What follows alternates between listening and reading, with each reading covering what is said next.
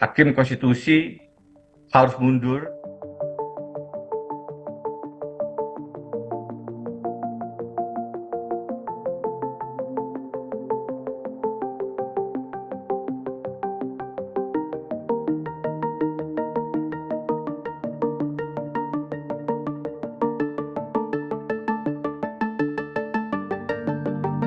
Kami langsung masuk ke substansi tentang pelanggaran etika dan perilaku Hakim Konstitusi Anwar Usman.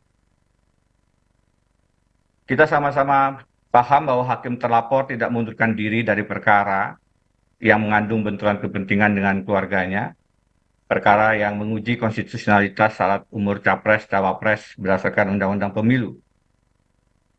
Ini sudah kami uraikan dalam surat laporan kami yang 2 bulan yang lalu, lebih 27 Agustus dan 23 Oktober.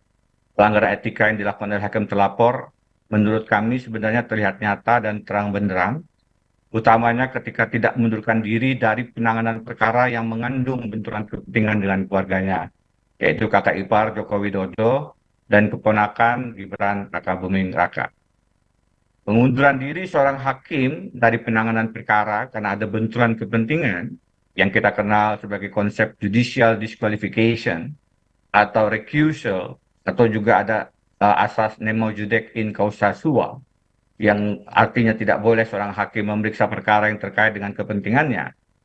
Saya pikir sudah sangat jelas tergambar dan terutama menjadi salah satu isu paling mendasar di putusan 90. Kita sama-sama tahu dan sama-sama paham bagaimana Bangarol Principle bicara tentang impartiality. Dan ini ada di bagian 2.5, prinsip-prinsip yang harus dipegang sebagai etika hakim di seluruh dunia.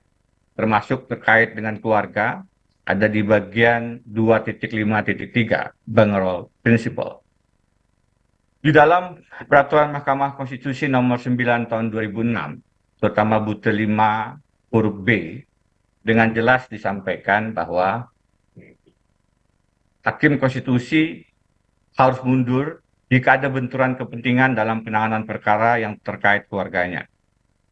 Di situ disebutkan Hakim Konstitusi tersebut atau anggota keluarganya mempunyai kepentingan langsung terhadap putusan. Atau kalau kita baca dari atas, Hakim Konstitusi harus mengundurkan diri dari pemeriksaan suatu perkara apabila hakim tersebut tidak dapat atau dianggap tidak dapat bersikap dan tak berpihak karena alasan-alasan B.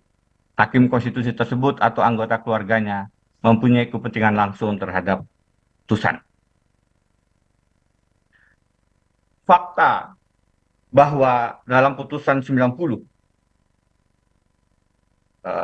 hakim terlapor memutuskan dan membuka peluang seorang yang berpengalaman atau pernah sedang menjadi kepala daerah untuk maju dalam Pilpres, serta fakta bahwa Gibran Rakabuming Raka saat ini menjadi calon wakil presiden Prabowo, sudah menjadi fakta hukum yang tidak terbantahkan dan menjadi bukti yang berbicara sendiri terkait dengan kepentingan langsung keluarga hakim terlapor.